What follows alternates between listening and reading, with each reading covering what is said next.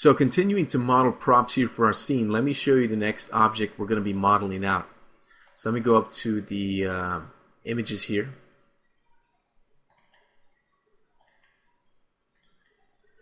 And basically this is what we have. I'm going to be modeling out some DVD cases here for our scene. So let me have a look at this image here. And this image is actually a little bit hard to see here.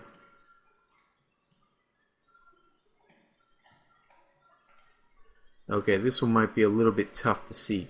So let me switch to another image here. This is a little bit better. So you can see what we have to create. We're not going to create the inside of the DVD case. This is going to be closed.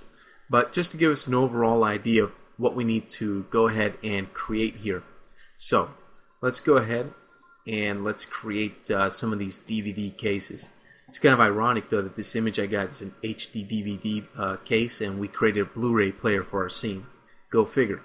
Alright, so let me go ahead and start to block this out. So this image here is going to be very good for getting the rough dimensions of this thing down.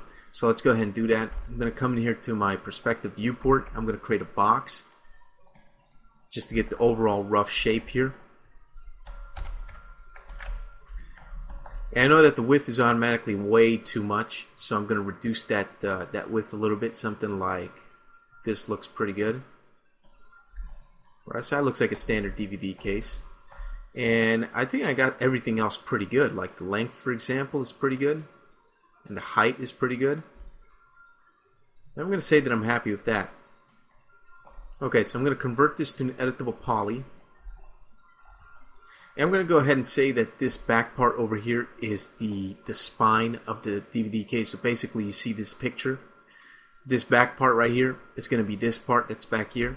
And the part that opens up will be this side that's over here. Alright? So let's go ahead and let's get started with this. What I'm going to do here is I'm going to go to edge mode and select these two edges on the spine. I'm going to connect those one time like this. And I'm going to pull this edge that I just created, I'm going to pull it out a little bit like this to give it some curvature. Okay? And I'm going to go ahead and chamfer that to soften it up. And I'll add, maybe I'll do about 3 segments. Looks like that's going to be just fine. Okay, so the next thing I'm going to do is I'm going to take this edge that's right here, select its ring. Let me see if I want to do that. Actually, what I'll do is I'll just do these two edges that are in the front. We don't need to make a ring all the way around. So we'll just do these right here. And I'm going to connect these two edges twice. And basically, if I zoom in here in the image, you can see that there's this kind of little geometry right here. Okay? Which is that hole. If you just pick up a DVD case you have lying around, you can see it's that hole where that basically helps you open the DVD case right there where you stick your fingers in. I'm basically going to create that right now. So I'm going to take the pinch right here and increase the pinch to about, based on the image, I'd say a value of 30 for the pinch. Looks pretty good. Okay, so I'm going to say OK with that. And with these two edges still selected, what I'm going to do here is I'm going to use the connect tool. I'll connect that 2 more times. And a pinch of 30 actually looks pretty good. Let me actually increase that pinch a little bit more to about 60. Okay, so we have some little edges on the sides right there. And I'm going to say that I'm okay with that. Now I'm going to take this polygon that I created here. I'm going to extrude it in. So it goes inward on itself like that. And the amount I'm going to extrude it in is just a bit. Something like that looks seems to look okay. Alright. Now what I'm going to do is I'm going to take this edge here and I'm going to select its ring all the way around. And it actually didn't select the ring right there. But that's okay. I'll just do it manually. I'll select all the edges top to bottom like this. Connect this one time. I'm going to use the slide. You can see it's sliding the wrong way. That's okay.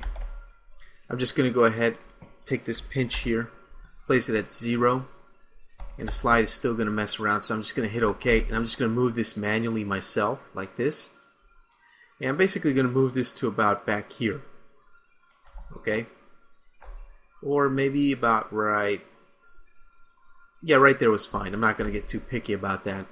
Okay, so I have these edges right here. Now next thing I'm going to do is I'm going to select this edge, and let me actually go up here to, let me go to a top view, and make sure ignore back facing is turned off. I'm going to go ahead and select all these edges right there, and I'm going to select these edges right here, okay? So I'll go back to perspective view. You can see the edges that I have selected. Alright. What I'm going to do now is I'm going to go ahead and I'm going to connect this one time down the middle. And I'm not going to give it any pinch or slide. I'm just going to hit OK. Next thing I'm going to do is I'm going to take these two edges here and these two edges on the bottom. I'm going to see if I could chamfer that to make this a little bit softer. So something like that. With maybe 4 segments looks pretty good. I'm going to hit OK. And that's perfectly fine right there. Let me see over here. If I want to take this edge and this edge, and then maybe I'll take the bottom edges down there. Gonna move that out of the way there. And let me see by using the chamfer tool here. I'm just going to use one segment and just give this a little bit of chamfer like this. Okay, I'm going to hit OK just to make that look a little bit more rounded right there. Alright, now I'm going to take this edge that's here, see if I can select the loop all the way around, and it does. And what I'm going to do with this is I'm going to go ahead and chamfer that. I'm going to chamfer it a very small amount, something like this. Looks pretty good. Okay, basically that's going to be the seam in the middle to show us that this thing opens up. We're not actually going to make it that it opens up, but just to give us the illusion there. Okay, I'm going to hit OK. I'm going to go to polygon mode here and select a couple of polygons on the top here. I'm going to go to the graphite modeling tools and select the loop. So basically that loop of new polygons we created. Now I'm going to go to the extrude options, then I'm going to extrude by local normal. And if I go to see-through mode, I can see that I can extrude it into the model. See that? So you just want to extrude into the model. How much? Well, just have a look at it and see how much you really need to go. You really don't have to go too far. Just a little bit. Just enough so that if you were to render this out, you could see a little bit of a seam right there, which makes this thing look a little bit more realistic. Oops, I hit cancel on that. Let me go back and extrude that. Hit OK. And there we go. Now the only thing left to do is select all the polygons of this object. Go down to auto smooth. Auto smooth that guy out. And there we go. We have ourselves our DVD case. Okay, so there we go. Looks pretty good. Okay, awesome. So I'm going to say I'm finished with that. I'm going to rename this DVD case. And we're not going to make a whole bunch of them. We're just going to make one, and then whenever we need to make copies of it, we can do that easily. Okay, so I'm going to take this guy here, and I'm going to export him out. So let's take him and let's export selected as an OBJ. Again, we'll call this DVD case. Very important to keep things named and organized. I'll hit export, and we're done. Okay, so that's going to do it for the DVD case. I'm going to end this video here, and in the next one, we're going to see what we get to model next.